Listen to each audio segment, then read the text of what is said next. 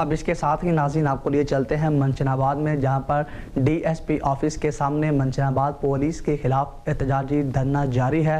सहाफ़ी बरादरी सरापा एहतजाज बन गए। मंचनाबाद की तमाम सहाफ़ती तंजीमों और प्रेस क्लब्स के धरना जारी है। सहाफ़ियों ने प्ले कार्ड्स उठाकर पुलिस के खिलाफ शदीद नारेबाजी की। शबीर शाह को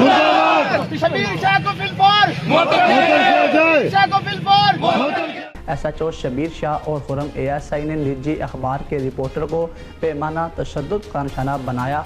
सहाफ़ी का जुर्म सिर्फ ये था कि आप पब्लिक सर्वेंट हैं, जिस पर SHO शबीर शाह आग बगोला हो गए, जिस पर मुतासा सहाफ़ी सज्जाद हुसैन को शदीद तशद्दुद का निशाना बनाया और तमाम प्रेस क्लब के सहाफ़ियों और वकला और अंजुमन ताजरान अंजुमन आरतियाँ की धरने में भरपूर शिरकत। तहरीक लब्बैक के रहनुमा मियाँ राशिद, तहरीक अवामी हकूक़ के रहनुमा और सिविल सोसाइटी के अफराद ने कसीर तादाद में शिरकत की है और धरने के शुरा ने SHO और ASI खुरम की मौतली तक धरना जारी रखने की वार्निंग दी है।